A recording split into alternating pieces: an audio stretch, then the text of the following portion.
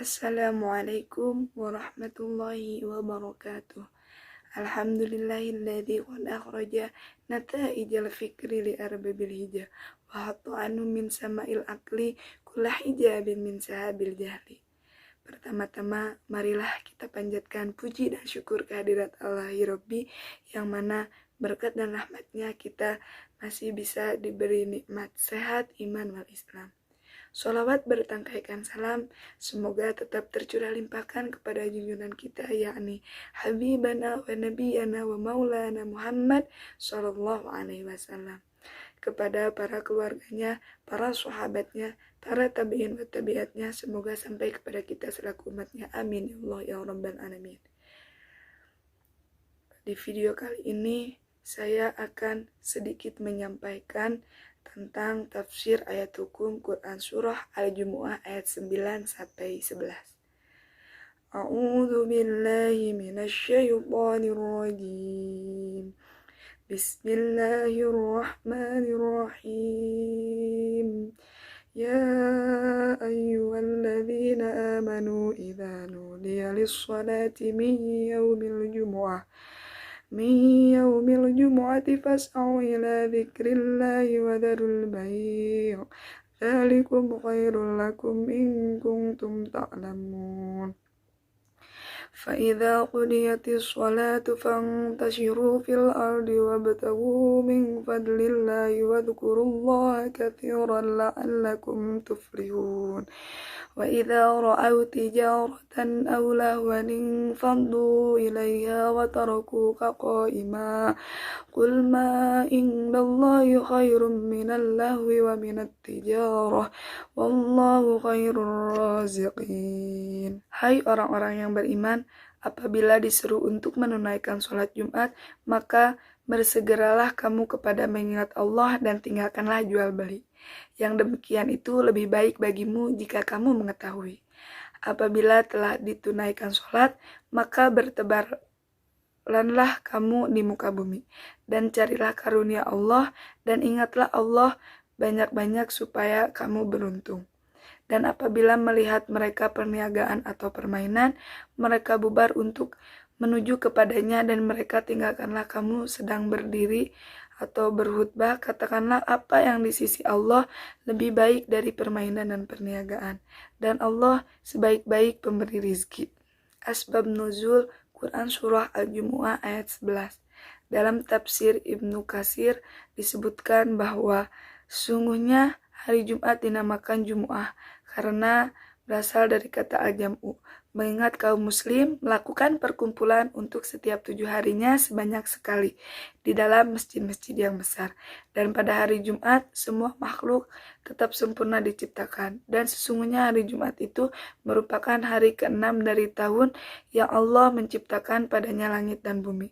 Pada hari Jumat pula Allah menciptakan Adam. Pada hari Jumat Adam dimasukkan ke dalam surga. Pada hari Jumat Adam dikeluarkan dari surga. Dan pada hari Jumat pula hari kiamat terjadi. Di dalam hari Jumat terdapat suatu saat yang tiada seorang hambanya pun yang beriman dapat menjumpainya, sedangkan ia dalam keadaan memohon kebaikan kepada Allah di dalamnya, melainkan Allah akan mengabulkan apa yang dimintanya. Hal ini telah dibuktikan oleh banyak hadis sahih yang menceritakannya. Sedangkan dalam kitab tafsir Al-Misbah pada ayat 9-11 Quran Surah Al-Jumu'ah, karena sikap sahabat Nabi SAW ketika hadirnya kafilah dari Syam yang dibawa oleh Dihyar ibnu Khalifah Al-Qalbi, ketika itu harga-harga di Madinah melonjak. Sedangkan kafilah tersebut membawa bahan makanan yang sangat dibutuhkan. Tabuh tanda kedatangan kafilah di pasar pun ditabuh, sehingga terdengar oleh jamaah Jumat. Ketika itulah sebagian jamaah berpencar dan berlarian menuju pasar untuk membeli karena takut kehabisan. Maka terhadap mereka ayat tersebut turun. Ada riwayat yang menyatakan bahwa kejadian tersebut terjadi selama 3 kali dan selalu pada hari Jumat. Abu Hayyan meriwayatkan dalam tafsir Al-Bahrul Muhit bahwa sebabnya sampai mereka berpencar yaitu karena penduduk Madinah pada saat itu ditimpa musim paceklik dan harga-harga barang kebutuhan sangat tinggi. Maka ketika Dihyah datang dengan membawa barang dagangan, sedangkan menurut adat kebiasaan mereka bahwa kafilah yang masuk kota diharuskan untuk memukul kendangan bunyi-bunyian lainnya. Begitulah ketika kapilah-kapilah masuk kota dengan bunyian-bunyiannya, maka mereka pun buyar untuk menontonnya. Sedangkan Rasulullah SAW pada saat itu tengah berdiri di atas mimbar yang di hadapan tinggal 12 orang. Jabir berkata, aku salah seorang di antara mereka. Maka turunlah ayat Quran surah Al-Jumu'ah ayat 9-11. Di sisi lain, menurut Imam Al-Qurtubi, terdapat bahwa riwayat yang berbeda-beda tentang jumlah jemaah yang bertahan bersama Rasulullah SAW. Ada yang berpendapat 40 orang, ada lagi yang berpendapat 4 atau 5 atau 8 atau 12 orang. Perbedaan riwayat inilah yang menjadi sebab perbedaan ulama tentang jumlah minimal yang harus hadir guna sahnya upacara sholat Jumat. Pada ayat 11 mengecam segolongan kaum muslim yang tidak mengindahkan secara penuh perintahnya, maka ayat 11 mengarahkan secara penuh pembicaraan kepada Nabi SAW untuk mengecam mereka. Ayat tersebut menyatakan, demikian itulah perintah Allah Subhanahu wa Ta'ala kepada kaum muslim. Tetapi ada sebagian dari mereka yang tidak mengindahkannya.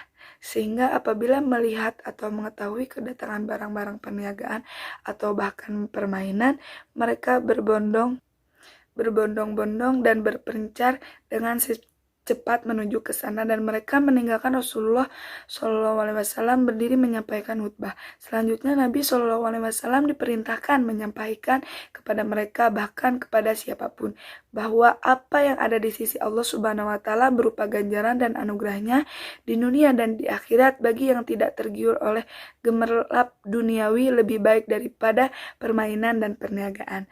Walau sebanyak apapun dari Allah adalah sebaik-baik pemberi rizki karena Allah Subhanahu wa Ta'ala adalah sumber rezeki, sedangkan selainnya hanya perantara. Dia memberi walau kepada yang durhaka, sedangkan manusia tidak demikian. Makna global Quran Surah Al-Jumu'ah ayat 9-11. 3 ayat Quran Surah Al-Jumu'ah yang berada di bagian kiri paling atas dalam Al-Quran mengandung makna perintah Allah Subhanahu wa Ta'ala kepada orang-orang beriman untuk berkumpul guna mengerjakan ibadah sholat untuk mengingat Allah di hari Jumat, juga untuk segera menghentikan segala aktivitas termasuk jual beli, serta anjuran setelahnya untuk mencari rezeki yang tersebar di seluruh muka bumi dan perintah untuk tidak meninggalkanmu ketika imam sedang berdiri mimbar ketika khutbah. Hal ini dijelaskan dalam ayat Quran Surah Al-Jumu'ah ayat 11, di mana saat itu terdapat para sahabat yang meninggalkan Nabi ketika Nabi sedang berkhutbah lantaran melihat rombongan dagang yang datang, sehingga mereka yang tadinya mendengarkan khutbah keluar menuju pedagang yang datang itu. Perdagangan yang datang waktu itu adalah minyak yang dibawa oleh Diyah bin Khalifah dari Sam. Merupakan kebiasaan penduduk Madinah apabila kafilah dagang datang membawa persediaan makanan, maka mereka akan segera menyambutnya dengan sesuatu yang sia-sia, seperti memukul genderang dan juga seruling-seruling. Ternyata kedatangan kafilah tersebut bertepatan dengan hari Jumat dan kaum muslimin sedang berada dalam masjid. Pada waktu itu khutbah Jumat dilakukan setelah sholat, bukan sebelumnya sebagaimana sekarang. Maka kaum muslimin pun keluar dari masjid. Kesimpulannya adalah ketika azan pada waktu zuhur di hari Jumat telah dikumandangkan, maka kita wajib bergegas dengan ketundukan kepada Allah Subhanahu wa Ta'ala, menunaikan sholat Jumat dan menghentikan segala aktivitas di luar itu. Hendaknya kita mengingat Allah kapanpun dan dimanapun. Pendapat para mufassir Quran Surah Al-Jumu'ah ayat 9-11. Dalam tafsir At-Tabari, Allah Subhanahu wa Ta'ala telah memerintahkan kepada orang-orang mukmin untuk berkumpul guna mengerjakan ibadah kepadanya di hari Jumat. Maka Allah Subhanahu wa Ta'ala berfirman, "Ya ayyuhalladzina amanu idza nudiya lis-sholati min yaumil jumu'ati fas'au ila dzikrillah." Yakni Tuluskanlah niat kalian, bulatkanlah tekad kalian, serta pentingkanlah oleh kalian untuk pergi guna menunaikan ibadah kepadanya. Pengertian yang dimaksud dengan sa'yu dalam ayat ini bukanlah menurut pengertian bahasanya, yaitu berjalan, melainkan makna yang dimaksud ialah mementingkan dan merealisasikannya, seperti makna yang terdapat dalam firman Allah surat Al-Isra ayat 19. Waman aradal akhirata wa sa'alaha sa'yaha wa huwa mu'minun. Hal ini juga memiliki makna serupa seperti yang tertera dalam tafsir Jalalain. Hai orang-orang yang beriman, apabila diseru untuk menunaikan sholat pada huruf mim di sini bermakna fi, yakni pada hari Jumat, maka bersegeralah kalian, yakni cepat-cepatlah kalian berangkat untuk mengingat Allah, yakni sholat, dan tinggalkanlah jual beli, tinggalkanlah transaksi jual beli. Yang demikian itu lebih baik bagi kalian jika kalian mengetahui bahwasannya hal ini lebih baik, maka kerjakanlah. Ya. Segala perintah Allah tentunya memiliki pengajaran bagi hambanya. Hal ini Allah Subhanahu wa Ta'ala ingin mengisyaratkan bahwa kita jangan sampai terlena dalam kehidupan duniawi. Dalam kitab tafsir fi Jihalil Quran dijelaskan bahwa ayat ini mengajurkan mereka dengan mengingatkan segala aktivitas kehidupan agar berkonsentrasi untuk berzikir dalam waktu ini. Yang demikian itu lebih baik bagimu jika kamu mengetahuinya. Hal itu mengisyarahkan bahwa sesungguhnya melepaskan diri dari urusan-urusan perdagangan dan kehidupan untuk menyambut seruan dan menikmati sholat Jumat itu di dalamnya terdapat pengajaran dan pendidikan permanen dan terus-menerus bagi jiwa-jiwa orang-orang yang beriman. Demikian juga dalam kitab tafsir lainnya juga menjelaskan hal yang senada seperti kitab At-Tabari, tafsir Al-Azhar, tafsir Al-Quranul Majid, An-Nur, tafsir Al-Aisar. Pada ayat selanjutnya adalah anjuran untuk mencari rezeki Allah yang terbesar di seluruh muka bumi. Dalam tafsir Ibnu Katsir dijelaskan setelah mereka dilarang melakukan transaksi sudah seruan yang memerintahkan mereka untuk berkumpul, kemudian diizinkan bagi mereka sesudah itu untuk bertebaran di muka bumi dalam rangka mencari karunia Allah, seperti apa yang dilakukan oleh Irak Ibnu Malik radhiyallahu an. Maksud ayat di atas adalah jika kalian telah menyelesaikan sholat Jumat, maka bertebaranlah di muka bumi bagi yang mau. Itu adalah keinginan dari Allah untuk kalian. Pada ahli tafsir pun berpendapat senada bahwa maksud ayat di atas adalah izin dari Allah, siapa yang mau oleh keluar mencari rezeki, dan siapa yang tidak mau dia boleh duduk tidak kemana-mana. Maksud dari karunia di sini adalah karunia Allah yang di tangannya lah adalah kunci-kunci pembendaharaan untuk dunia dan akhirat kalian. Namun perintah ini bukan berarti kita sudah selesai dalam berzikrullah. Allah memberikan anjuran untuk mengingatnya sebanyak-banyaknya seperti yang dijelaskan dalam kitab tafsir Jalalain.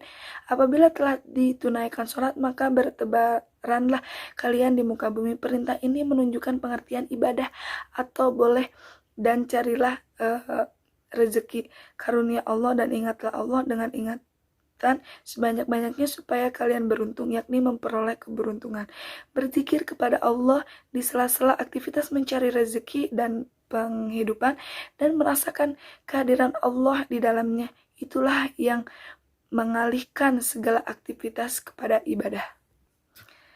Hal ini sama dengan makna yang disebutkan dalam kitab tafsir lainnya, diantaranya yaitu tafsir Al-Azhar, tafsir Al-Quranul Majid An-Nur, tafsir Al-Bayan, dan tafsir Al-Aisar.